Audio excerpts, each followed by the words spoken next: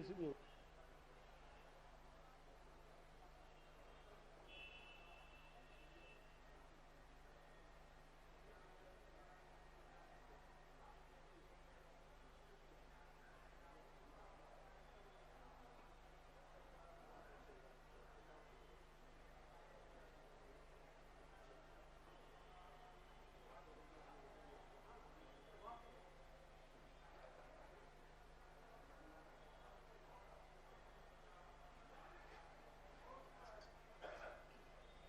पुराण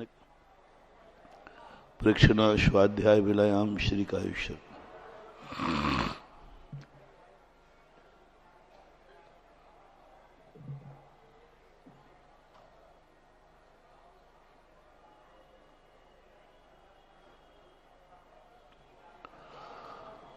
नमो अरिहंताणो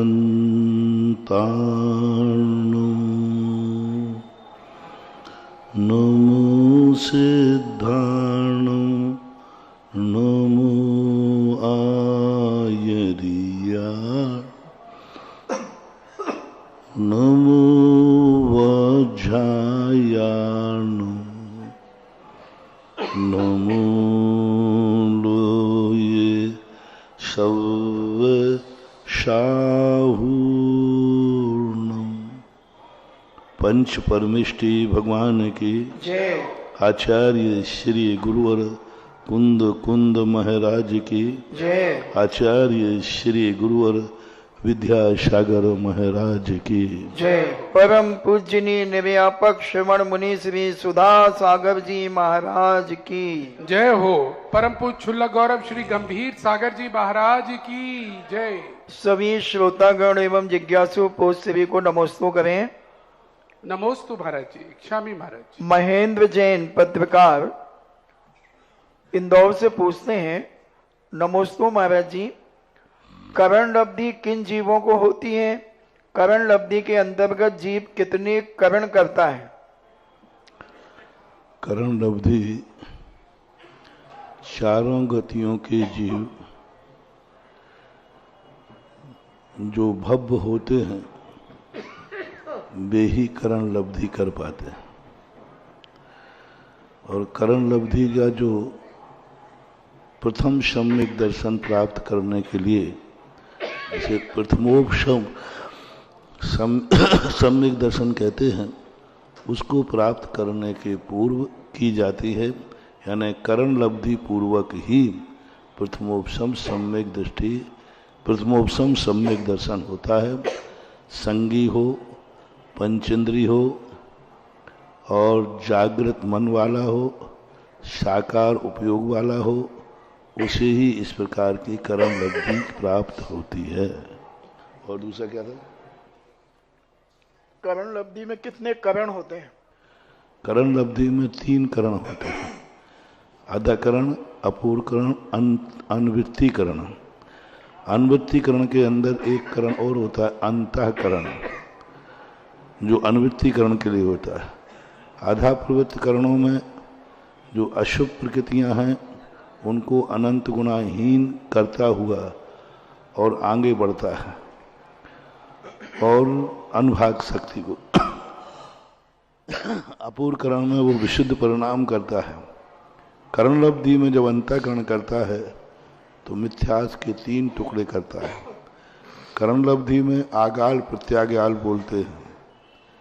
उपशम सम्यक दर्शन के समय के लिए उस उद्यावली को खाली रखना ये अनवृत्तिकरण परिणामों से होता है, और मिथ्यात के 3 टुकड़े किए जाते हैं, वो अंत में अंतःकरण कहलाता है, वो होते हैं।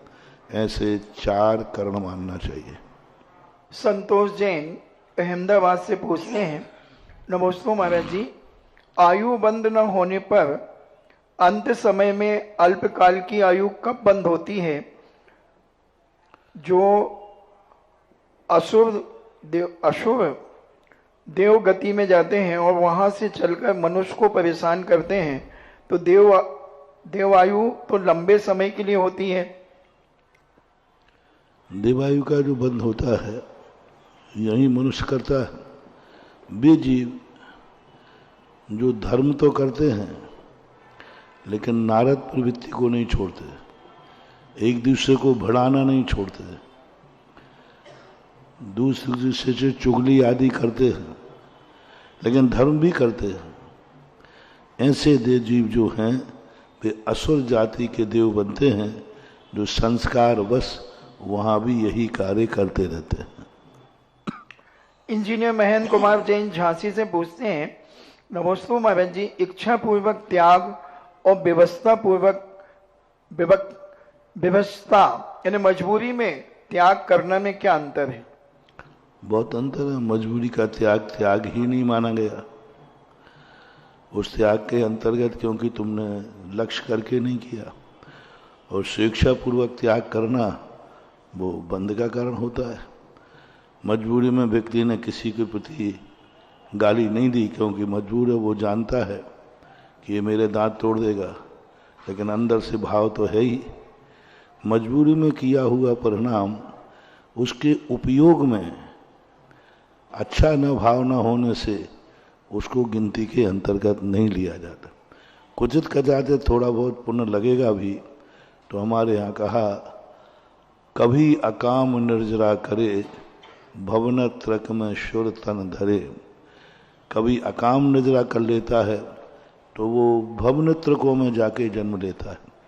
जैसे आज प्रातः काल अपन ने कहा था कि हम मनुष्य बने, अपन सब मनुष्य बने, तो अब ये सब अपन ने पूर्व में धर्म तो किया है लेकिन मजबूरी में किया, लोभ में किया, किसी कारण से किया, इसलिए पंचम काल में हमें मिथ्यात्व के साथ जन्म लेना पड़ा।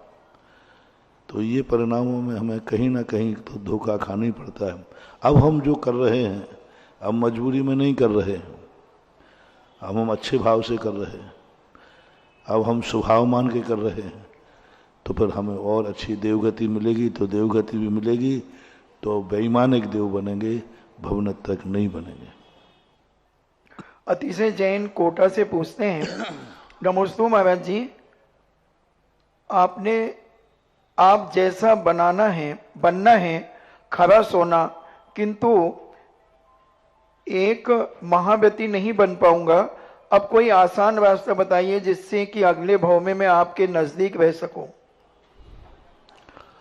अगले भाव की बात तो, अब अगला भाव तुम्हारे परिणामों के ऊपर आश्रित है। आप जहां भी हैं, जिस अवस्था में हैं, उस अवस्था के अनुकूल तो आचरण हो। मान लो आप श्रावक हो तो श्रावक का आचरण तो हो, आप ग्रस्त हैं तो ग्रस्त का आचरण तो हो, आप व्यापारी हैं तो व्यापार का व्यापारिक आचरण तो हो, गलत व्यापार तो नहीं हो। आप एक पिता हैं तो पिता का आचरण तो हो, आप एक बेटा हैं तो बेटा का आचरण तो हो, आप एक पति हैं तो पति का आचरण तो हो, आप एक भाई हैं तो भाई का आचरण हो। हमारे यहाँ तुम जो अपने आप को मानते हो, कम से कम वह आचरण तो आपका सम्यक होना चाहिए। आप ग्रस्त हैं तो ग्रस्त का आचरण तो हो। अब ग्रस्त में ही तुम भ्रष्ट हो। भ्रष्ट कोई धर्म से नहीं होता। तुम जो हो उसका आचरण तुम पालन नहीं करते तो भ्रष्ट हो। तुम पिता हो और पिता का दायित्व पूरा नहीं करते तो पिता पद से भ्रष्ट हो। आप बेटा हो, बेटा का दायित्व पूरा नहीं करते तो बेटे पद से भ्रष्ट हो, कपूत हो। आप एक व्यापारी हो फिर भी व्यापार की नीतियां नहीं अपनाते तो व्यापार में भ्रष्ट हो। आप भोजन करने बैठे हैं और भोजन का जो आचरण है वो नहीं करते तो आप भोजन में भ्रष्ट हो। भ्रष्ट का अर्थ होता है जो जिस पद पर अपने आप को मानता है उस पद का जो आचरण नहीं करता वो भ्रष्ट माना जाता है। तो आप जहां हैं उसका कर्तव्य तो पूरा करो, उसका आचरण तो आपका निर्दोष होना चाहिए, तो भी आप एक दिन कभी उस ऊंचाई को पा जाओगे जिस ऊंचाई की तुम्हारी भावना है। विवेक जैन जावर से पूछते हैं, मेरे पूज्य गुरुवर के चरणों में सत्सत नमन। गुरुवर, अंतिम संस्कार के समय जब सौ ले जाते हैं तो अभ्यंत नाम सत्य है, तो इसके स्थान पर क्या हम नमोकार मंत्र बोल सकते हैं? बोल सकते, कोई बात नहीं। वो तो ये बोलना इसलिए है कि देखो ये मर गया, दुनिया से क्या भगवान का नाम ही सांचा है, बाकी सब झूठा है। तो अर्थी के सामने तो सब बोल लेते हैं, और लेकिन नमोकार मंत्र भी बोलो तो बोल सकते हैं। नमोकार मंत्र 12 भावना पढ़ते जाओ ना। राजा राणा छत्रपति हथियन के असवार, मरना सबको एक दिन। कहाँ गए चक्री जन जीता भरत खंड सारा, कहाँ गए वे राम और लक्ष्मण जिन रावण मारा। कहाँ कृष्ण रुक्मणी सतभामा सुमरन की नगरी, कहाँ गए वे लोभी कौरव जूझ मरे रन में। ऐसे वैराग भावनाएं भा सकते हो। 12 भावना भाते हुए जाओ, पढ़ते हुए जाओ। 12 भावना लिखी ही वैराग के लिए ही है, कर सकते हो। मनन जैन जयपुर से पूछते हैं, नमोस्तु महाराज जी, मैंने आपके प्रवचन में सुना था कि मंदिर मत जाओ पर कर्जा चुकाने जाना, और एक प्रवचन में सुना कि कुछ भी विपत्ति आए पर मंदिर रोज जाना। महाराज जी, इनका आश्रय आपका किस प्रकार से है? अब वो कर्जा कौन से प्रकार का था पहले बताओ। मेरे तो पता नहीं कितने प्रकार के कर्जे बोलता हूँ मैं तो ये भी बोलता हूँ कि तुम कहीं यहाँ अभी आप लोग भोजन करके आए होगे ना भोजनालय में, जितने लोग भोजन करते हैं, ये भी कर्जा ही है। क्योंकि इन्होंने भोजनालय किस लिए रखा है कि ये शांति से प्रवचन सुने, जिज्ञासा सुने महाराज का, लेकिन वो तो सुना नहीं, भोजन करके चला गया तो वो कर्जा हो गया। महावीर जयंती पे भोजन रखा, आप जलूस में तो शामिल हुए ही नहीं, सीधे भोजन करने पहुंच गए, तो वो कर्जा हो गया। तो अब कर्जे की क्वालिटी बताओ किस प्रसंग में कहा था। और भगवान का दर्शन का इसलिए क्योंकि भगवान के दर्शन से ही तो कर्जा चुकेगा। पुण्य का बंद करोगे तभी तुम कर्जा चुकाने लायक हो जाओ। जब पुण्य ही नहीं लगेगा तो कर्जा क्या चुकाओगे। इसलिए मैं दान की इसलिए कहता हूँ कि कर्जा है तो भी, अब तुमने कहा कि महाराज जी हमारे यहाँ 10 करोड़ का कर्जा हो गया, 1 करोड़ का कर्जा हो गया। अब देखना आज के इसको कोड कर लेना तुम। अब 1 करोड़ का कर्जा हो गया ना तुम्हें, क्यों हो गया? XYZ। अब 10,000 का कर्जा और कर लो लोकोदय में दान देने का। अब तुम कहोगे महाराज जी आप, मैं कह रहा हूं कि मेरी कोई भाषा समझते ही नहीं। आज सवेरे जब हमने समझाई ना लोगों को, कुछ समझ में आई कि महाराज जी कैसे 5,000 की मूर्ति 5 लाख कह रहे हैं, 11 लाख उसके पीछे। अब मैं कह रहा हूं आज 1 करोड़ का कर्जा है तो अब 10,000 का और करो। क्योंकि वो 10,000 जो है, जैसे किसान है ना, तो कर्ज में भी बीज उठाता है, कर्ज में उसकी हिम्मत नहीं है। अब पहले का कर्जा नहीं चुका, फिर भी इस साल बोने के लिए वो क्या कर्ज में बीज उठाता है। अब वो कर्ज में जो बीज उठाया उसी बीज से ही तो पुराना कर्जा चुकेगा। अब 1 करोड़ का कर्जा है तुम्हारे पास, क्योंकि तुम्हारे पास पुण्य था नहीं, तुमने कभी दान दिए नहीं। अब उस कर्जा चुकाने के लिए पुण्य चाहिए है, तो 10,000 का दान देकर बीज वो, जब वो फसल पचेगी तब वो 1 करोड़ का कर्जा चुकेगा। अब तुम कहते हो महाराज जी आप तो उनको मरे को और मारो, क्योंकि कर्जा कैसे चुकाओगे? पुण्य कहां से आएगा ये बताओ। पुण्य चाहिए है तो दान करना ही पड़ेगा, भिखारी क्यों ना हो, भिखारी क्यों ना हो, मजदूर क्यों ना हो, गरीबी दूर करना है, बिना दान के ना हुई है, ना हो रही और ना होगी। भिखारी है तो उसको 1 दाना दान दो, देना पड़ेगा, देना पड़ेगा, अन्यथा आएगी नहीं, अमीरी आएगी नहीं। तुम कितने कर्ज में डूब जाओ, खेत जब ही फसल देगा जब तुम उसमें बीज बोओगे। इसलिए ये मत समझो महाराज हम गरीब हैं, गरीबों को क्या कान, और दो, और गरीब करो, और गरीब बनो, बहना पड़ेगा, नहीं तो अमीर नहीं बन पाओगे। कोई दूसरा रास्ता था नहीं, है नहीं, होगा नहीं। कानन जैन टोंडला से पूछते हैं,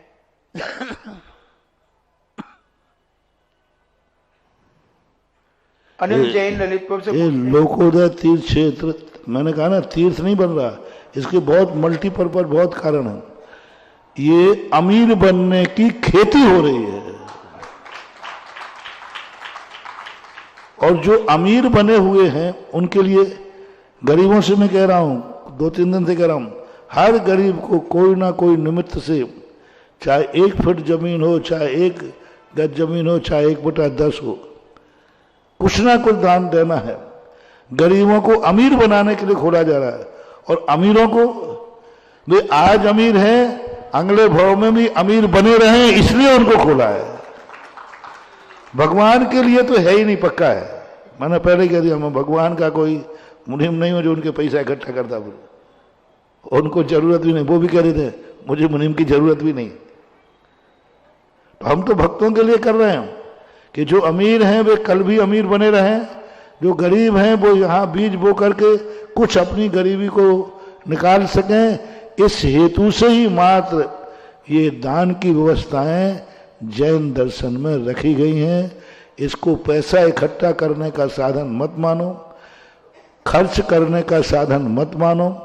जब कभी भी दान को खर्च में नहीं देना, खर्च में नहीं डालना, खर्च में नहीं समझना। खर्च में और दान में कितना अंतर है? खर्च जाया हुआ लौट के, और दान गया हुआ बीज। खर्च में और बीज में, दोनों में अंतर है। बीज मान करके कभी जब भी दान दो, बीज मान के ही देना, खर्च मान के नहीं देना। ये मानना कि ये मेरा बीज है, इसके बिना कोई दूसरा उपाय है ही नहीं, कितनी प्रयास करना। स्नेहा जैन पूछती हैं, नमोस्तु महाराज जी, जब परिवार में, घर में किसी का मरण हो जाता है तो सभी परिवार के लोग बोलते हैं कि 1 महीने तक या 15 दिन तक कहीं नहीं जाना चाहिए, तो क्या महाराज जी तीर्थ वंदना आदि को भी नहीं जाना चाहिए? आगम में तो ऐसा लिखा नहीं है, ये रूढ़ी परंपराएं। रूढ़ी परंपराओं का अर्थ है कि आगम में तो ऐसा कहीं लिखा नहीं है कि तुम 15 दिन कहीं नहीं जाओ। यहाँ तक भी नहीं लिखा कि 3 दिन भी कहीं मत जाओ। कहीं भी ऐसी बात नहीं है, ये परंपराएं हो गई। कोई मर जाता है तो लोग मंदिर ही जाना बंद कर दे। सूतक हट गया, पति मर गया तो अब पत्नी मंदिर करने नहीं जाएगी साहब। जाएगी तो सुबह जब अंधेरे में जाएगी, कोई देख नहीं ले। ये क्या परंपरा है? ऐसा नहीं है। सूतक के अलावा आप कहीं भी जा सकते हो, और सूतक में भी मर्यादित होकर के आप धर्म कर सकते हो। शांति स्वरूप पाटनी सूरज से पूछते हैं, नमोस्तु गुरुदेव, क्या कोई श्रावक बिना अणुव्रत धारण किए ही महाव्रत ले सकता है, या अणुव्रत भी महाव्रत के साथ सम्मिलित हो जाते हैं? अणुव्रत लेना जरूरी नहीं है, सैद्धांतिक व्यवस्था है। एक अनादि मिथ्या दृष्टि, एक साथ सम्यक दर्शन और एक साथ महाव्रत ले सकता है। अनादि मिथ्या दृष्टि एक साथ सप्तम गुण स्थान में जा सकता है। श्रावक बिना अणुव्रत लिए भी महाव्रत बन सकते हैं, कोई बाधा नहीं। आदेश जैन सागर से पूछते हैं, महाराज जी, राई का जो दाना होता है, तो क्या राई खाने में कोई दोष है क्या? राई के संबंध में अनेक विकल्प आते हैं। मट्ठे के साथ में, कुछ ऐसे के साथ में, किसी के साथ मिलाकर करने को मना किया गया राई आदि के लिए। सामान्य रूप से सरसों, ये सब अनाज हैं, इनके उपयोग में लेते हैं। बघार आदि में सरसों का प्रयोग करते हैं, अचार आदि में भी सरसों का प्रयोग करते हैं, लेकिन इनकी कुछ चीज़ों के साथ अभक्ष है, वैसे स्वयं सरसों अभक्ष नहीं है। मंजू जैन छावड़ा रानोड़ी से पूछती हैं, नमोस्तु महाराज जी, सिद्धों में अवगाहन नाम का गुण पाया जाता है, जिसमें एक सिद्ध में अनेक सिद्ध समाहित हो जाते हैं, तो ये कैसे होता है महाराज जी? अवगाहनत्व वैसे सभी द्रव्यों में होता है। यदि नहीं होगा तो एक द्रव्य जहाँ बैठ जाएगा, दूसरा द्रव्य उसमें समाहित कैसे होगा? इसलिए अपनी आत्मा के अंदर भी यहीं पर देखो धर्म द्रव्य के प्रदेश, अधर्म द्रव्य के प्रवेश सब है। और इसी आत्मा में भी असंख्यात जीव राशि, अनंत जीव राशि अपने शरीर में उन्हीं प्रदेशों में है जिन प्रदेशों में अपने आत्मा के प्रदेश है। उन्हीं प्रदेशों में अनंत निगोदिया जीव इस शरीर के अंदर भरे पड़े हैं। उन्हीं प्रदेशों के अंदर त्रस जीव भी पड़े हुए हैं। तो ये अवगाहन जो गुण है सभी द्रव्यों में पाया जाता है। सिद्धों में भी एक अवगाहनत है, अनंत सिद्ध उसमें समाते जाएं, कोई बाधा को प्राप्त नहीं होती। एक माही एक राजे, एक माही अनेक नो, एक अनेक की नहीं संख्या, नमो सिद्ध निरंजनो। विजय जैन मुंबई पूछते हैं, नमोस्तु महाराज जी, क्या असाध्य रोग से पीड़ित और अन्य विपरीत स्थिति में संलेखना लेने वाले को इसके अंतिम चरण में ये प्राकृतिक भाव और प्रोत्साहन आता है कि अब वो पूर्ण स्वस्थ है और फिर इसे संलेखना समाप्त कर देना चाहिए क्या? वो जो निर्यापक होते हैं आचार्य, वो उनके लिए निर्णय करते हैं। और यदि तुमने स्वयं ली है ऐसा तो आप संलेखना छोड़ सकते हैं, मरना जरूरी नहीं है। संलेखना छोड़ने पर अतिचार ही लगेगा, मरने में तो अकाल में। हमारे यहाँ ऐसा एक बार हुआ था कि एक महिला थी, बहुत सीरियस थी, डॉक्टरों ने मना कर दिया था कि अब वो 2-4 दिन की मेहमान है, और वो संलेखना की तैयारी चालू हो गई। इतनी असाध्य थी कि लोग, ब्रह्मचारिणी वगैरह, जबलपुर की घटना थी, बोरी में बैठाल करके हम लोगों के दर्शन कराते थे और प्रतिदिन हम लोग आशीर्वाद देते थे, माँ जी जल्दी पधारो, अच्छे से मतलब। लेकिन 2 महीने तक रेगुलर संलेखना चली। अब संलेखना में क्या होता है, सब खाना पीना बंद हो जाता है, छाछ पानी, छाछ पानी। अब छाछ पानी देने से उसकी बीमारी दूर हो गई, जो कैंसर था वो बीमारी दूर हो गई। अब जैसे बीमारी दूर हुई तो एक दाना भी नहीं खा सकती थी, एक दाना खा ही नहीं सकती थी, ऐसी हालत हुई। अब उसकी हालत हुई, उसको तो भूख लगने लगी, भूख खुल गई, रोटी के महाराज हमें तो भूख लगने लगी। चेक कराया, बीमारी दूर हो गई। उसके बाद वो 6 साल जिंदा रही है, 6 साल, 22 साल जिंदा रही वो। और डॉक्टरों ने कह दिया कि वो तो बस मरने की स्थिति में है, खाना पीना सब बंद हो गया था, लिक्विड थोड़ा सा जाता था मुंह में, लेकिन छाछ और पानी के कारण से अंत में वो छाछ पे आ गई थी। छाछ होती है, मट्ठा नहीं, तुम लोग तो छाछ को मट्ठा, मट्ठा को छाछ कर देते हो। छाछ कहलाती वो जिसमें पूरी घी निकल चुका है, अमृत है वो। तुम लोग मट्ठा को अमृत मानते हो, मट्ठा को, मट्ठा गया, दही को बुलोर दिया, मट्ठा हो गया। जिसमें से पूर्णतः घी निकल जाए ऐसी छाछ को अमृत कहते हैं। अच्छी अच्छी बीमारियां दूर हो जाती हैं। आयुर्वेदिक शास्त्र में चरक के अंदर कल्प लिखा है, छाछ का कल्प। 2 महीने, 3 महीने, 6 महीने छाछ ही छाछ पियो, जितने बार पीना है, ग्रस्त की अपेक्षा जितने बार पीना छाछ पियो, पानी के स्थान पे छाछ पियो, कल्प से महा बीमारी दूर हो जाती है। उसकी बीमारी दूर हो गई और छोड़ा दिया, मारना थोड़ी है जबरदस्ती। जैन धर्म जियो और जीने दो का है, मरो और मरने दो का नहीं है। क्या बात हो गई, ठीक है, परिस्थिति ऐसी आ गई थी। हमारे यहाँ इसको आकस्मिक, जैसे उसने ले लिया कि भाई मैं जब तक ये उपसर्ग दूर नहीं होगा मैं अन्न जल का त्याग करता हूँ, तो छोड़ सकते हो, ऐसी कोई बात नहीं। अतिचार लगता है, दोष आता है, लेकिन वो महान दोष नहीं है ऐसा। दीपा जैन गुरुग्राम से पूछती हैं, नमोस्तु महाराज जी। किसी भी चीज में ध्यान रखना, जैन दर्शन ऐसा नहीं कहता है। एक महाराज ने 32 उपवास किए, अब भाई 20-22 उपवास में उनकी हालत बिगड़ गई। अब इतनी हालत बिगड़ी कि उनकी बहुत स्थिति बिगड़ गई। अब जो समझाने वाले थे तो कहते महाराज जी साता रखो, अब 20 तो हो गए, 22 तो हो गए, 10 और बचे। अब 10 क्या बचे? वहां तो एक दिन निकालना मुश्किल है, एक दिन निकालना मुश्किल है, ऐसी वेदना हो रही। और तुम समझा रहे महाराज जी 7 रखो, 10 और करो, 10 और बचे हम। 22 की रात में चले गए, क्या फर्क पड़ता था? उठा देते। महाराज जी 22 में हालत बिगड़ रही है, थोड़ा दो, संकल्प किया था, हिम्मत की थी, नहीं चल पाए, आप आहार को उठिए, पारणा करिए, करा देना चाहिए। मरने की अपेक्षा उपवास तोड़ देना। हमारे यहाँ तो यहाँ तक कहा गया कि यदि तुम्हारी जीने की आशा है, तुम जीवित रह सकते हो और व्रत भी अच्छी तरह पढ़े, तो मुनि पद भी छोड़ने की बात कही।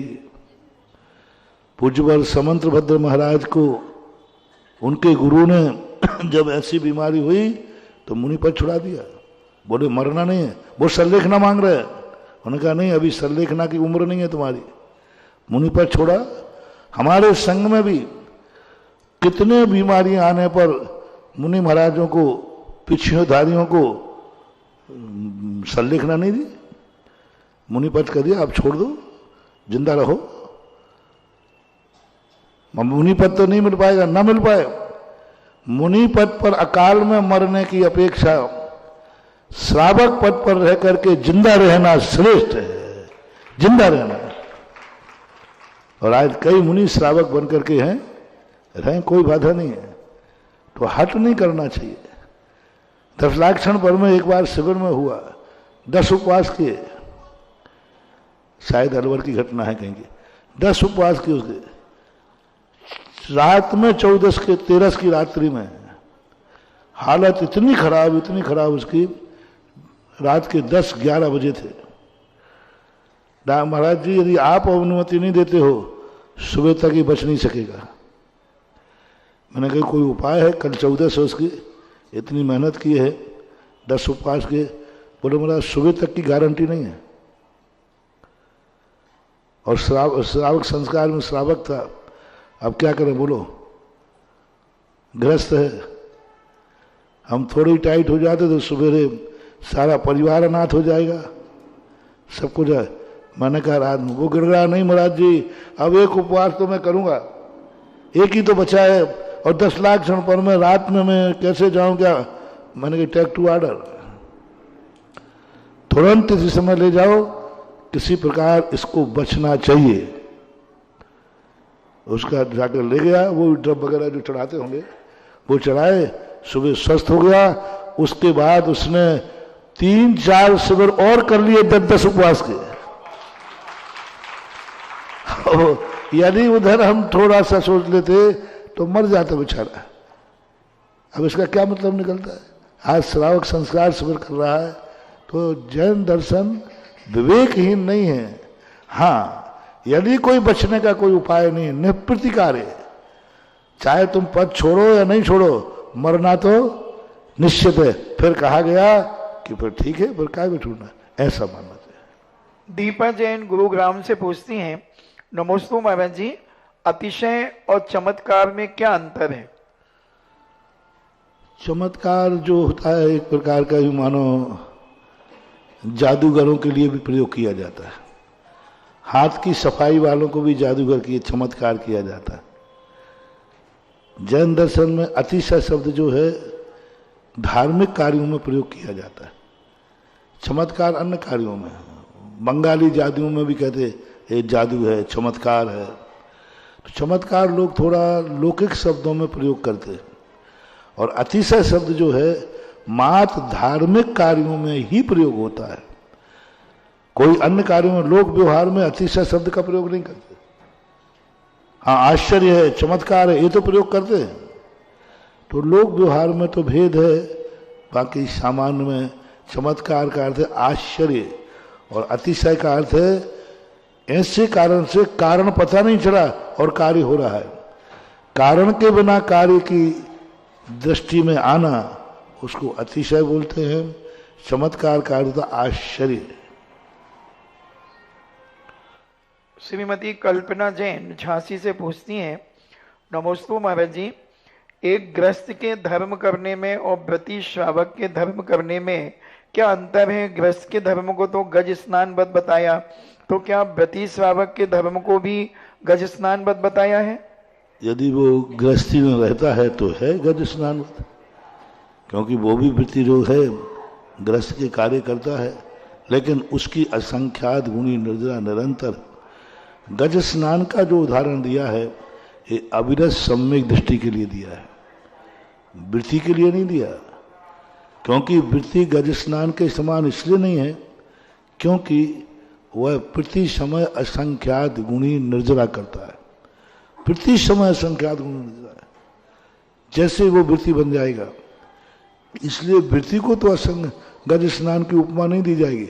हाँ, यदि वृत्ति होकर के वो असंयम जैसी प्रवृत्ति करता है तो फिर भले उसको गज स्नान क्या कोई भी उपमा ही नहीं दी जा सकती। इसलिए अविरत सम्यक दृष्टि की निर्जरा गज स्नान के समान है, वृत्ति की तो प्रति समय असंख्यात गुणी निर्जरा मानना चाहिए।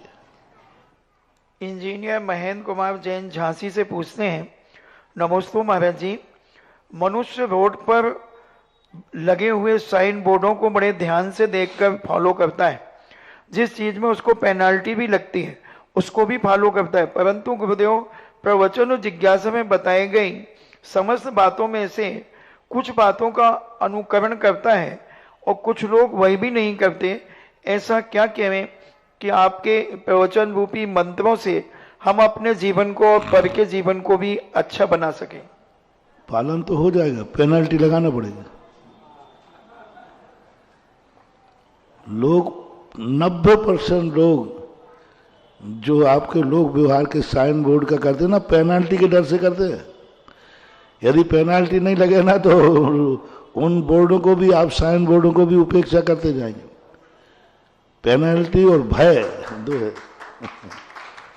यहाँ भी यदि पेनल्टी लगा दे तो काम हो जाएगा। अब वो पेनल्टी लगाए तो उगाएगा कौन पहले, फिर पूरी व्यवस्था रखना पड़ेगी। तो डर के कारण से वो कर रहे हैं, कर्तव्य मान के नहीं कर रहे हैं। और धर्म डर के कारण नहीं कराया जाता, कर्तव्य मान के अंदर से कराया जाता है। इसलिए तुम नहीं भी मानते हो तब भी हम लोग पेनल्टी नहीं लगाते हैं। ऐसा संजय जैन दमोह से पूछते हैं, गुरु और गोविंद में क्या अंतर है? क्या गोविंद के बिना गुरु की पहचान नहीं होती है? साथ ही गुरु के बिना गोविंद के स्वरूप की भी पहचान नहीं होती है?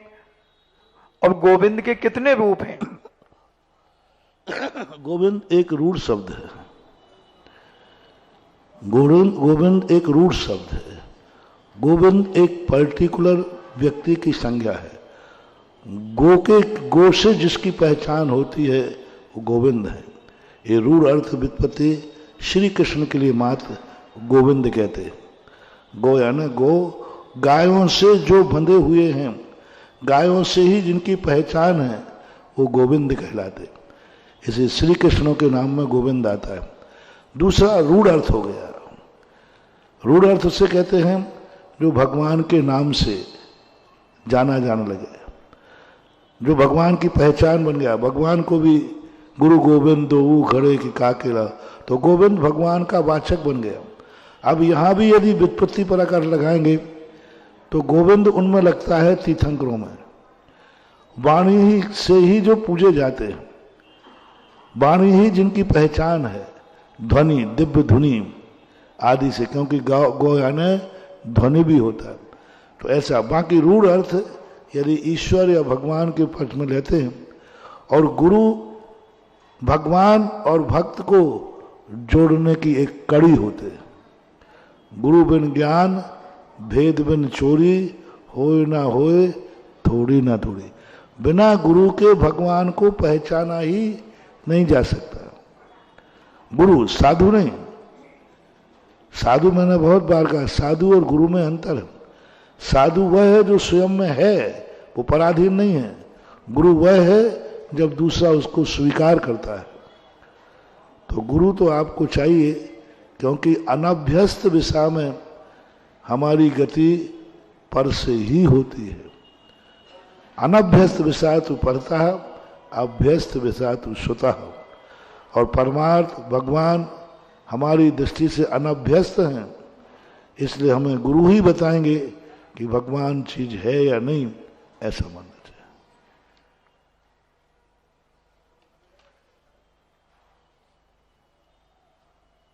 राजीव जैन अमरपाटन से पूछते हैं, नमोस्तु महाराज जी, समौ शरण में भगवान की दिव्य ध्वनि सभी जीव एक साथ मिलकर के सुनते हैं। ये कैसे नियम बना दिया कि यह ग्रंथ अमुक व्यक्ति नहीं पढ़ेंगे, नहीं सुनेंगे? ऐसा विभाजन पहले से था या फिर इस पंचम काल में हुआ? पहले ही से था। दिव्य ध्वनि में जब सबको दिव्य ध्वनि एक समान सुनाई नहीं पड़ती, सबको अलग अलग सुनाई पड़ती है। सामान्य श्रावक जन को वो कर्म सिद्धांत या कर्णान की व्यवस्था समझ में ही नहीं आएगी, उसको सुनाई पड़ेगा उसी की भाषा में, उसी के अर्थ में। अब देख लीजिए, 3 लोक के नक्शे के संबंध में 2 व्यक्ति सुन रहे हैं, मुनि महाराज सुन रहे हैं जो उसके ज्ञाता हैं, उनको गहन सूक्ष्मता से जानना है, और सामान्य श्रावक सुन रहा है सामान्य रूप से मेरू है कि नहीं, तो उसको आएगा मेरू है, इस प्रकार का है। और मुनिराज उसी समय जान रहे हैं, मेरू में सूक्ष्मता से जानना चाहते हैं, ये चूल का कितनी है, पांडववन कितना है, ये कितना है। तो अब देखो, वही मेरू का वर्णन 4 लोग सुन रहे हैं, चारों लोगों की भाषा अलग अलग है। बालक को बालक के रूप में मेरू समझा रहा, आवाज आएगी। मुनि महाराज को मुनि महाराज के स्टैंडर्ड का समझ में आएगा, श्रावक को श्रावक का आएगा। कथा एक ही थी, मेरू ही का ही वर्णन किया जा रहा था, लेकिन सभी एक समान सुन रहे हैं, सो बात नहीं। सिद्धांत ग्रंथों में जो तुम्हारे सुनने लायक नहीं है, वो आपको सुनाई ही नहीं पड़ेगा, वो मुनि महाराज को ही सुनाई पड़ेगा। ऐसा, क्योंकि समोषण में सब एक समान सुनते हैं, ऐसा नहीं, एक जैसा सुनते हैं, ऐसा नहीं। हर व्यक्ति अपने अपने क्षोभसम के अनुसार, त्रियंश को अलग भाषा सुनाई पड़ता है। अब त्रियंश को क्या पता चलेगा, 14 गुण स्थान होते हैं, वो 14 ही नहीं जानता ये क्या होता तो उसके लिए अलग भाषा मिल रही है, वो अलग सुन रहा है। अब देखो कितना अंतर है, एक पशु सुन रहा है और एक महाराज सुन रहे हैं, और एक श्रावक सुन रहा है, एक सांप सुन रहा है, हाथी घोड़ा सुन रहा है, सबको अलग अलग ढंग से सुनाई पड़ रहा है, सबकी वहां व्यवस्था अलग अलग।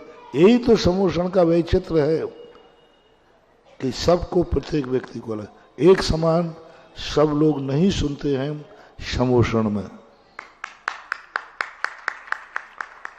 अभिपिता जैन थांदला से पूछती हैं, नमोस्तु महाराज जी, पाप पुण्य कर्म का उदय सभी का एक सा नहीं रहता।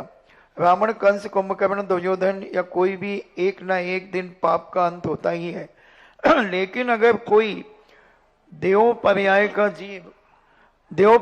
जीव पाप कर रहा है, किसी जीवों को सता रहा है, तो वह इतने लंबे समय तक सताता रहेगा जब तक उसकी उम्र होती है?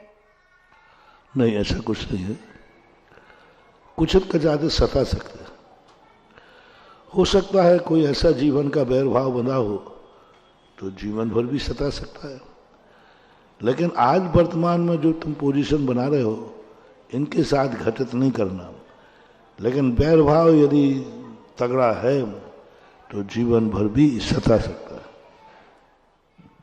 चलिएगा, जिज्ञासा समाधान के लाइव सेशन में आप सभी का स्वागत है। अभी यहां पर समोसरण की चर्चा पूज्य श्री के द्वारा की गई, और अभी तक ये तो सुना था अनेक भाषाओं में, वहां सुन सकते हैं, लेकिन ये पहली बार समझ में आया कि अपने अपने क्षयोपशम के अनुसार लोग समझते हैं। त्रियंच अलग समझ रहा है, और मतलब लेवल है। जैसे पूज्य श्री बच्चों को समझाते हैं तो कुछ अलग तरीके से समझाते हैं, विद्यार्थियों को समझाते हैं अलग, हमको समझाते हैं अलग। वहां पर वो व्यवस्था ऑटोमेटिक है। सोचिए कितना बड़ा विज्ञान वहां पर चलता। अभी भी हमारा विज्ञान इतना बड़ा नहीं हुआ है, करता तो है ट्रांसलेट, लेकिन किसके लेवल पर ले जाना है नहीं अभी ये सब जानकारी। जय हो, प्रभु की जय हो। और आइए बुलाना चाहेंगे ममता जी जैन दमहो, अपना प्रश्न रखें, और उसके बाद तैयार रहिए रमेश चंद जैन काला महल आगरा।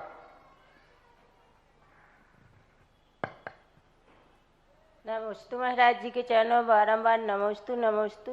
महाराज जी के चरणों बारंबार हम इच्छाएं महाराज जी, हमारी जिज्ञासा है कि जैसे कोई व्यक्ति की मृत्यु हो जाती और उसके नाम से पहले से शांति धारा चल रही है और अब जैसे उसको करते हैं तो उसको पुण्य मिलता है? जो कराने वाला है यदि उससे उसका संबंध है तो उसके पुण्य से उसके पुण्य की उदीर्णा हो जाएगी। क्योंकि जैसे मान लीजिए कोई पशु है, कोई पेड़ है, उससे उसका संबंध है कि यदि ये पेड़ सूख गया तो मैं बहुत दुखी हो जाऊंगा, तो अब ये जो शांति धारा करेगा पेड़ के लिए तो पुण्यवन तो इससे ही होगा, लेकिन इसको सुख कम मिलेगा जब वो हरा होगा। तो इसको पुण्यात्मा बनाने, इसको सुख बनाने के लिए प्रकृति पेड़ के कर्म की उदीर्णा कराएगी और पेड़ को हरा कर देगी। पुण्य तो इसी का है, क्योंकि संबंध उससे है।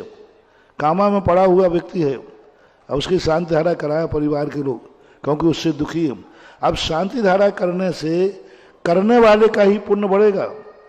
अब वो पुण्य तुम्हें सुखी बनाना है, और तुम सुखी कब होगे? जब वो सुखी हो जाएगा। तो ये निमित्त एक संबंध कहलाता है। इसलिए भावनाओं का प्रभाव बराबर पड़ता है। यदि भावना का प्रभाव नहीं पड़ता तो अपन क्यों करते? सुखी रहें सब जीव जगत के, भावनाओं का बराबर पड़ा, बस उसके साथ आपका संबंध होना चाहिए।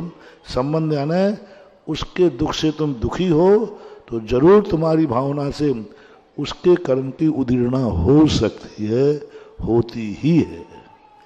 रमेश चंद जी जैन काला महल आगरा, उसके बाद वंदना जी जैन ललितपुर, तैयार रहिएगा। पंगम श्री सदा सागर जी महाराज जी, नमोस्तु नमोस्तु नमोस्तु। छुल्लक श्री गंभीर सागर जी, इच्छामी इच्छामी इच्छामी। महाराज श्री निध कुलाचल किसे कहती है? निषद कुलाचल किसे कहती है?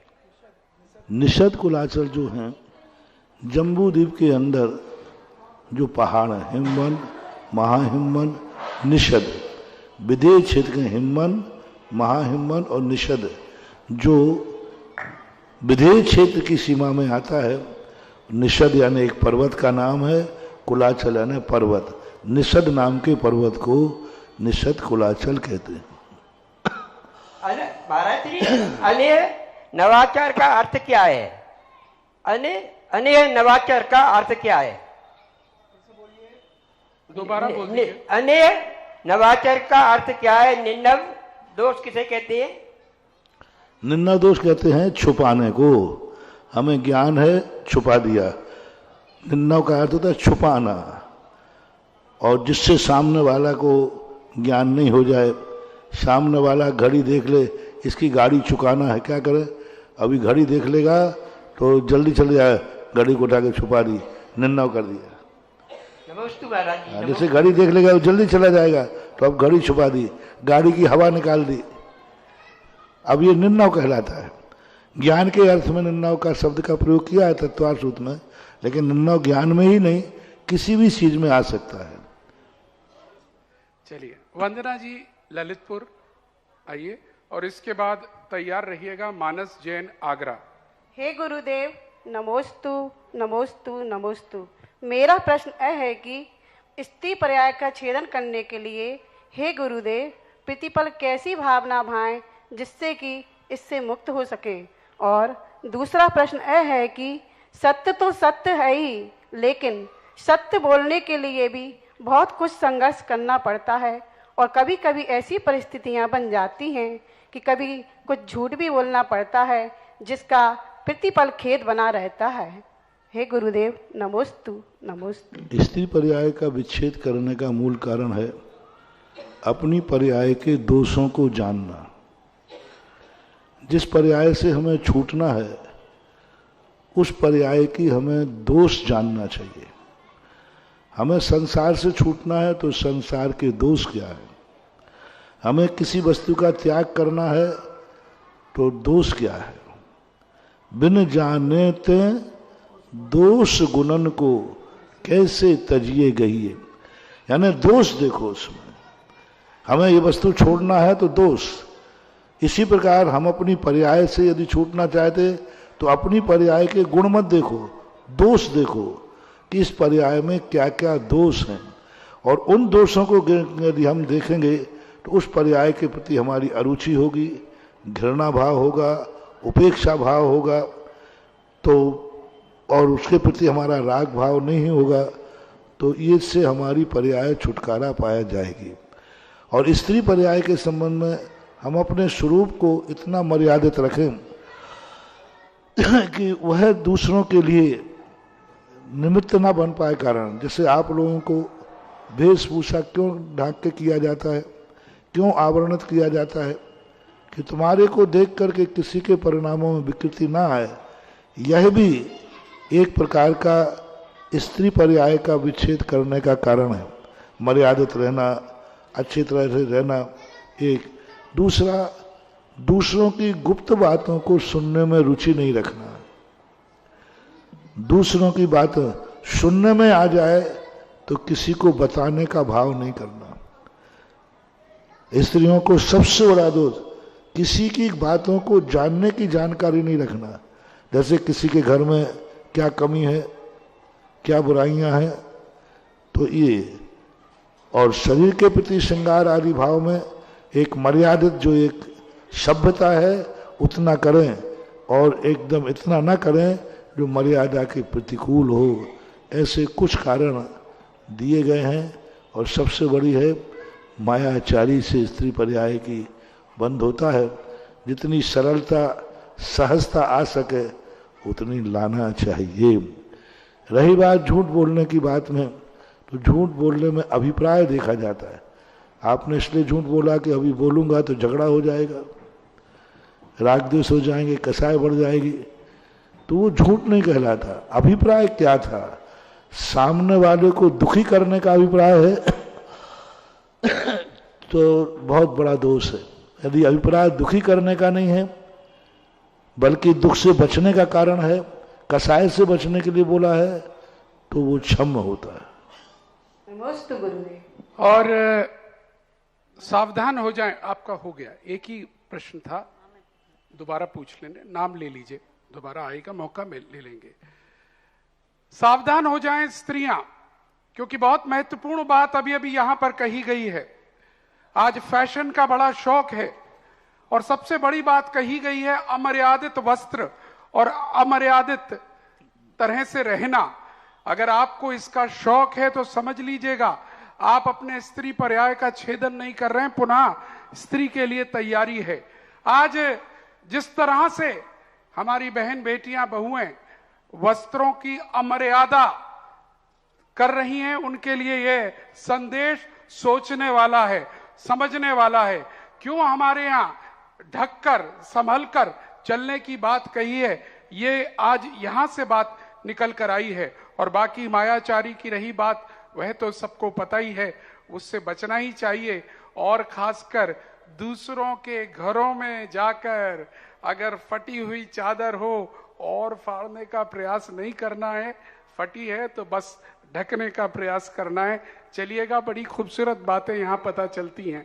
आइए। अमर्यादित वेशभूषा जो है स्त्रियों की, ये निश्चित मानना, ऐसी अमर्यादित वेशभूषा जिससे दूसरों को देख के उनके परिणाम बिगड़ते हैं, नियम से वह मरकर स्त्री बनेगी, और यदि अति है तो वह मरकर के नपुंसक हिजड़ों में जन्म लेती है। पुरुष तो मिल ही नहीं सकता। यदि ऊट पटांग वेशभूषा है, आपकी अपनी मर्यादित वेशभूषा नहीं है जो आपको बताई गई है, उस मर्यादा के प्रतिकूल यदि आप अपने अंगों का प्रदर्शन करते हैं, उस प्रकार की वेशभूषा बोले, तो स्त्री तो बनना ही है, बल्कि स्त्री से नीचे डाउन होने की संभावना है कि वह हिजड़े पर्याय में भी जा सकती है।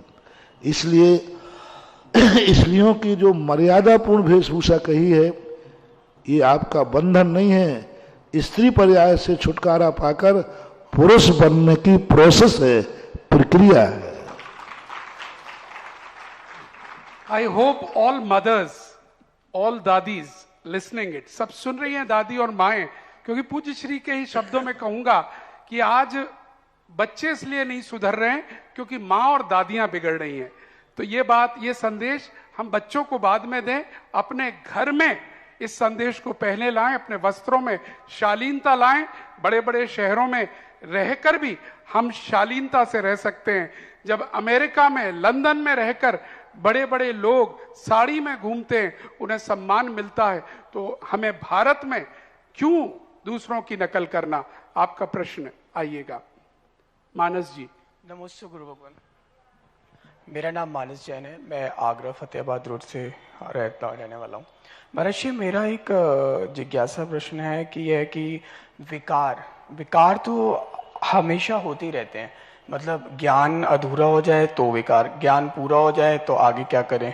तो महर्षि, मेरे को इस बात की बहुत ज़्यादा जिज्ञासा रहती है कि मेरा जब काफ़ी ज्ञान अधूरा रह जाता है तो मैं उस पुरुषार्थ को कुछ और करने में लगा देता हूँ, जिसके कारण मैं काफ़ी कामों को पीछे छोड़ देता हूँ और मेरा जो एक्चुअल मेरे को समझना चाहिए वो नहीं समझ पाता।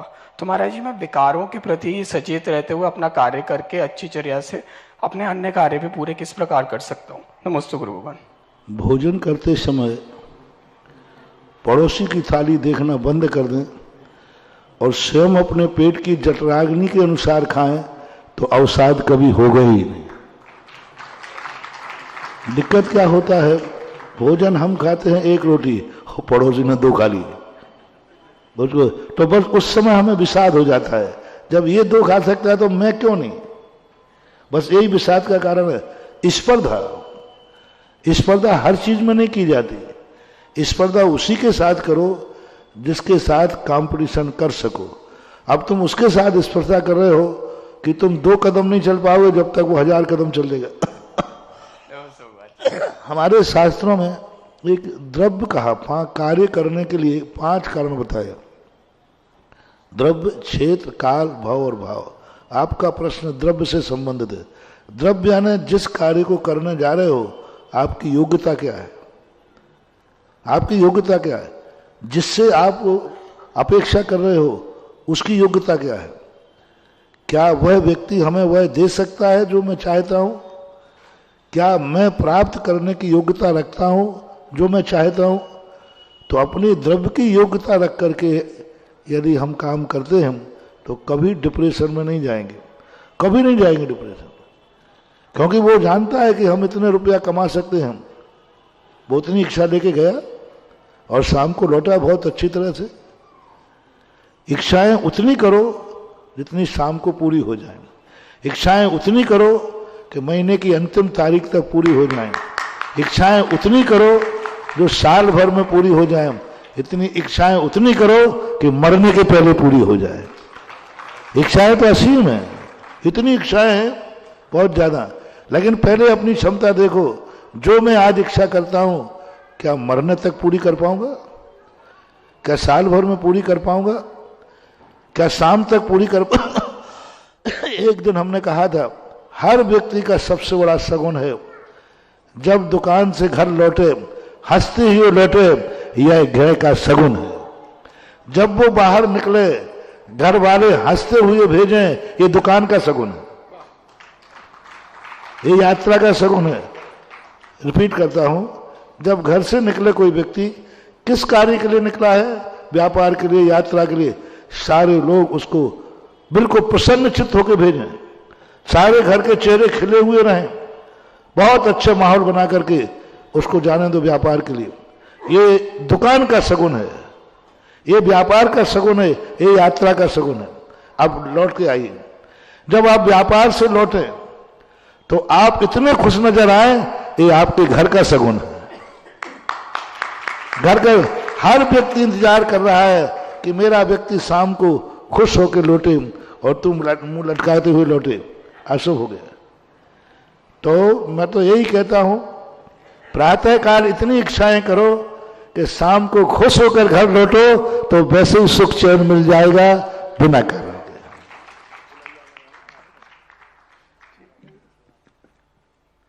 चलिएगा मानस जी, तो अब चिंता की कोई बात नहीं, बड़ा अच्छा मोटिवेशन लेकर अपन जा रहे हैं यहाँ से। आपकी वजह से हमको भी मिल रहा है, सबको मोटिवेशन। आदरणीय ब्रह्मचारी सुशीला दीदी का प्रश्न वो पहुंचा दीजिए। बोलना है।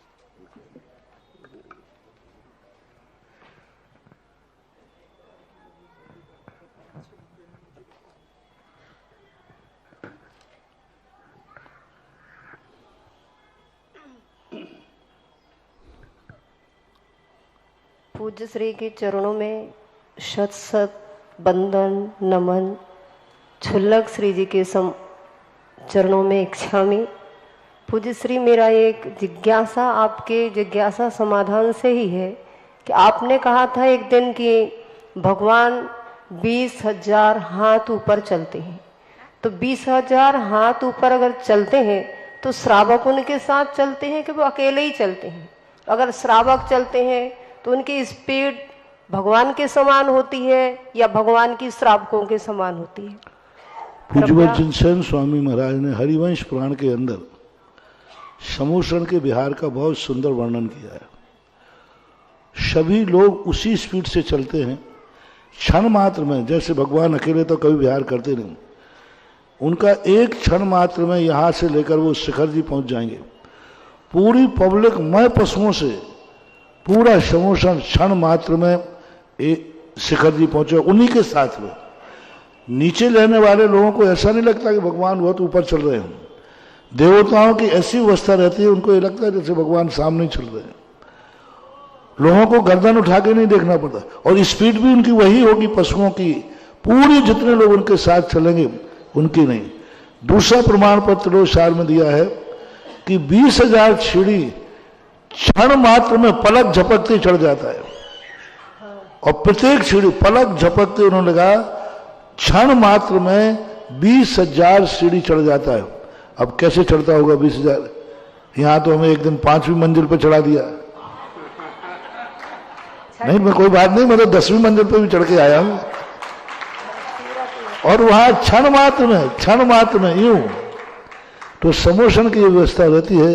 सभी जानवर, सभी देवता, सभी मनुष्य, सभी मुनिराज उसी गति से विहार करते हैं, और वो भी सब आकाश में ही विहार करते हैं। हाँ, किसी को बीच में कट होना हो तो उसकी व्यवस्था देवता आराम से जमीन पर कर देते हैं, और बाजू में खड़े हुए लोग देखते हैं, और आगे धुंद भी बजाते हुए कहते हैं आओ भगवान का समूसरण जा रहा है, आओ दर्शन करो, ये धर्म का रथ है। ऐसा है। क्षण मात्र में जब चले जाते हैं तो फिर कहाँ देवताओं को कहने का समय रहता होगा? कैसे देवताओं का? नहीं, अगर भगवान एक क्षण मात्र में हजारों किलोमीटर चले गए तो फिर देवता इतना कहते रहेंगे कि आओ भगवान के बिहार में चलो, तो कहेंगे इतने में तो भगवान पहुंच ही जाएंगे। वो देवताओं की ऐसा विचित्र परिणमन है समूसरण का कि वो अपने आप सब व्यवस्थित होते जाते हैं। समूस दर्शन भी होते जाते हैं, और भगवान भी जाते जाते हैं, धीमी गति भी कर लेते हैं। कोई भगवान चाहे उस समय जीवों के पुण्य का उदय है तो भगवान धीमी गति भी कर लेंगे, तेज गति भी कर लेंगे, लेकिन पूरे समूसरण की व्यवस्था एक समान होती है। उनके बिहार का नाम ही रखा है गगन बिहार। नमोस्तु महाराज श्री, नमोस्तु। धन्यवाद सुशीला दीदी, बहुत सुंदर पूरक प्रश्न आया, बहुत ही बढ़िया। जरा तालियां बजा दीजिएगा, और उत्तर सुनकर आनंदित हो गए। और मित्रों, अभी कोई पूछ रहा था अतिशय और चमत्कार का क्या अंतर है। अगर अतिशय देखना है तो आगरा के लोकोदय तीर्थ का देखो, अतिशय देखना है तो सोच को देखो, अतिशय देखना है उस सोच की पूर्ति को देखो जिस दिन पूज्य गुरुदेव के मन में आया कि आज लोकोदय तीर्थ की घोषणा होनी चाहिए, और इतनी विशाल घोषणा की गई कि लोग हतप्रभ होकर सुन रहे थे कि पूज्य श्री बोल क्या रहे हैं। इतनी बड़ी योजना कहां कैसे? तभी दानदातारों ने भी झड़ी लगा दी, और उसी समय वो पूर्ति भी होना प्रारंभ हो गई। ये अतिशय है मित्रों, और अतिशय लोकोदय का इतना 3 दिन से पूज्य श्री जब भूदान की बात कर रहे हैं, पूरे भारत पूरे विश्व के भक्तों के दिल हिल रहे हैं, सोच रहे हैं हम कैसे दान करें।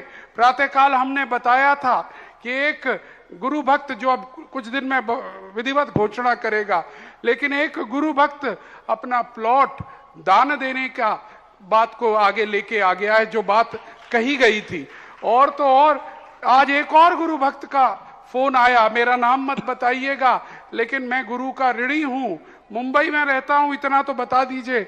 लेकिन गुरुदेव इस समय मैं परसों डाल दूंगा, 3 कलश की राशि तो है और जितनी होगी वो भी डाल दूंगा परसों। ओहो, विहल होकर लोग दान की बात कर रहे हैं, कहीं गाड़ी निकल नहीं जाए ऐसी कर रहे हैं। मेरा अनुरोध है आगरा वालों, जैसा पूज्य श्री ने कहा, पुण्य का समय आया है, पुण्य की खेती करने का समय आया है, क्योंकि पुण्य चाहिए तो दान करना ही पड़ेगा। और लोकोदय तीर्थ अमीर बनने की खेती है, और जो अमीर हैं उन्हें और आगे अमीर बनना है, तो उनके लिए भी ये लोकोदय तीर्थ आया है, तैयारी कर लें। क्या गजब की बात आई, 1 करोड़ का कर्जा है, उसके बाद भी आचार्य कह रहे हैं, मुनिराज कह रहे हैं, भगवान की वाणी कह रही है दान कर दे। 1 करोड़ का कर्जा है, उसके बाद भी दान कर, क्योंकि ये बीज है, इस बीज से ही तो तेरी वो कर्ज चुकेगा। तो इशारा समझदार को काफी है। दान करिए आगरा वालों, दान करिए भारत वालों, दान करिए सारे गुरु भक्तों, समय आ गया है भूदान का। और जैसे घोषणाएं आ रही हैं हम आपके बीच में रखते जाएंगे। समय हो रहा है, यहाँ दान के प्रसंग कुछ और भी आए हुए हैं, हम उनकी घोषणा कर दें। श्रीमती मीना जी बड़जात्या, पत्नी स्वर्गीय अनिक कुमार जी बड़जात्या, प्रोफेसर कॉलोनी हरि पर्वत आगरा द्वारा श्रमण संस्कृति संस्थान सांगानेर के लिए एक बिटिया को गोद लेने हेतु 51,500 रुपए की राशि दी गई है। दूसरा वाला पर्चा और दे दें, वहां है भैया पर, दूसरा पर्चा भी दे दें। लोगों के भाव तो बहुत हो रहे हैं, करें कि आगरा महंगा बहुत है। मेरे पास भी लोग, महाराज जी भूदान के मन में बहुत भाव मर रहा है 3 दिन से, लेकिन आगरा इतना महंगा है, मैंने कि मैं क्या करूं, आगरा महंगा ही है। हाँ, क्या बात है अनु भैया, जीत थोड़ी सकते हम आपसे, आपके आगे कुछ महंगा नहीं है।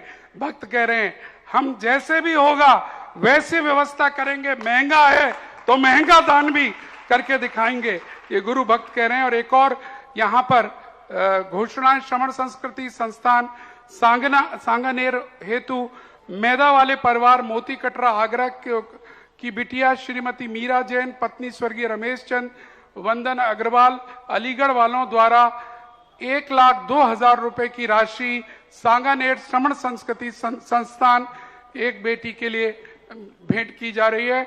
और आज अनु भैया, हाँ ये अभी घोषणा करनी है, बाद में करनी है, चलिए। और समय कह रहा है कि इस कार्यक्रम को यहीं पर आज विराम लगाएं। कभी भी जिज्ञासा समाधान को विराम लगाने का मन नहीं करता, क्योंकि प्रश्ना स्वाध्याय इतना रोचक हो सकता, स्वाध्याय तो रोचक है, हम सबने सुना है, लेकिन प्रश्ना स्वाध्याय को इतना रोचकता से पूज्य गुरुदेव पूरे विश्व में कोई नहीं बताने वाला है हमें, क्योंकि समोसरण तो है नहीं हमारे लिए, तो यही समोसरण है और यही हमारी समस्त जिज्ञासाएं पूर्ति होती हैं। कल फिर मिलेंगे इसी स्थान पर, इसी जगह, इसी समय पर अपनी प्रश्ना स्वाध्याय के लिए। कल से प्रातः काल की प्रवचन सभा अलग अलग स्थानों पर रहेगी, क्योंकि समोसरण भी तो विहार करने के लिए है। प्रातः काल ये समोसरण राजा मंडी मंदिर में रहेगा, 6:30 बजे सभी राजा मंडी के समाजजन यहाँ पर धोती दुपट्टे में पूज्य श्री को जितने भी लोग हैं लेने आ जाएंगे और सब वहां पर चलकर अभिषेक करेंगे। और पूज्य श्री ने भी आगरा से बहुत बहुत प्रसन्न है, आगरा ने बहुत भक्ति की है, जो कहते हैं वो पूर्ति करता है आगरा। अब पूज्य श्री कह रहे हैं इनको कुछ दे के जाऊंगा। और धोती दुपट्टा वाले मुझे लेने नहीं आए, नहीं तो वो सब छू जाएंगे। मैं आ जाऊं, मुझे ज्यादा एक बार आगवानी कर दी फिर तो बिहारी जी घर के हो जाते हैं, चिंता नहीं है। तो मुझे तो कोई जरूरत नहीं ज्यादा भीड़ भाड़ की, आप लोग तो धोती दुपट्टा पहन के मंदिर में मिलें। और ये सूचना है आपको, 6:30 बजे आप लोग मंदिर में आ जाएं, मंगलाष्टक आदि पढ़ के हम अपने हिसाब से जैसे उजेला होगा हम चल देंगे। जिन कॉलोनियों में पास पास में 4-5 मंदिर हैं, मैं उस मंदिर में अलग अलग नहीं जा पाऊंगा। सभी लोग, क्योंकि सिखाना तो एक सी विधि है, तो सभी लोग मिलकर के एक मंदिर में जहाँ बड़ा स्थान हो वहाँ सबकी पांडुशिला अलग अलग लगा दूंगा। जैसे मान लो पत्तल गली है, बता दो वहाँ 3-4 मंदिर हैं, तीनों मंदिर वाले एक मंदिर में अलग अलग भगवान लगा देंगे और आप भगवान के सामने, उनके सामने आप लोग बैठोगे और वो आपका ही माना जाएगा। पर ये सबको व्यवस्था करना एक मंदिर में, फिर तुम्हारे मंदिर में दर्शन करने चला जाऊंगा और यदि अच्छा उत्साह रहा तो दूसरे दिन मैं आपके मंदिर में शांति धारा कराने आ जाऊंगा। अनुकूलता ताकि यदि अभिषेक विधि सीखना है तो एक ही मंदिर में सब इकट्ठे हो जाएं। जैसे मोती कटरा में है 6 मंदिर वाले 6 पांडुशिला अलग अलग लगा दें, अलग अलग सेक्शन बना दें और ये बोर्ड लगा दें वहाँ, मनोज जी बोर्ड लगा दें कि यहाँ वाले, इस मंदिर वाले यहाँ बैठे, इस मंदिर वाले यहाँ बैठे। मैं सबकी व्यवस्थाएं कर दूंगा और एक व्यवस्था यदि तुम लोगों ने फॉलो कर ली तो आगरा इतना अमर हो जाएगा कि इन मंदिरों में अतिशय बरसेगा, अतिशय बरसेगा। मूर्तियां चमत्कारिक नहीं होती, वो भक्ति तुम्हें सिखाऊंगा जिससे इन मूर्तियों में, इन्हीं मूर्तियों में अतिशय आएगा। भक्तों से अतिशय आता है, भगवान के अतिशय हमारे काम में नहीं आते। हमारी भक्ति से जो अतिशय होता है वो काम आएगा। तो अपने मंदिरों में जो अतिशय करना है तो मैं जिस ढंग से आपको समझाऊंगा, आप लोग बराबर विधिवत पूर्वक हर मंदिर वाले अपने मंदिर में ना ले जाकर एक मंदिर में सब इकट्ठे हो जाएं। एक जैसे मोती कटरा, पत्तल गली 2 हमें मालूम थे और बिल्कुल पास ही पास है। हाँ, बिल्कुल। तो सब एक साथ बैठो, फिर हम बाद में देखते हैं क्या करना है। चलिएगा, एक करेक्शन जो मैंने गलत कहा था वो ठीक कर लें। धोती दुपट्टे में यहाँ नहीं लेने आना है, धोती दुपट्टे वाले अपने मंदिर पर तैयार रहेंगे। बाकी जो कुछ आएंगे 2, 4, 6, 8, 10 कार्यकर्ता जो भी उस मंदिर से और बाकी हमारे यहाँ के कार्यकर्ता सब धूमधाम से लेकर चलेंगे महाराज जी को। और जैसी व्यवस्था बताई गई है वैसी ही हम करेंगे। आरती का यहाँ पर भाव चल रहा और सबसे पहला नाम आया है क्योंकि आहार दान का। और ये बोल दो वहाँ आहार चर्या होगी, उसके बाद यहीं आएगी। जी महाराज जी, घोषित जैसा कहा गया आहार चर्या वही होगी और उसके बाद 11:30 बजे यहाँ पर महाराज जी आएंगे। सामायिक यही होगा, स्वाध्याय यही होगा, जिज्ञासा समाधान श्याम की यही होगी। सभी व्यवस्थाएं यथावत चलेंगी। बस प्रातः काल के प्रवचन सुनने अपन जिस मंदिर जी में भी महाराज रहेंगे वहां जाएंगे और हमारा टेलीविजन क्रू भी इसी तरह से चलेगा। चलिए, और आरती के लिए यहाँ पर पहला नाम आ चुका है और वो पहला नाम आज क्योंकि आहार दान का उपलक्ष्य मिला है, बाल ब्रह्मचारी अनुराग अनुभैया ललितपुर, श्री विजय श्रीमती सरिता छाबड़ा, श्री महावीर जी श्रीमती रूपा नूतन आंटी झांसी, मासी इशिता षष्ठी लस्सी लरिसा एवं समग्र शिवी व समस्त परिवार आगरा। चलिएगा, पहली आरती 11,000 रुपए की न्योछावर राशि आपने दी है और आरती के बाद, प्रवचन के बाद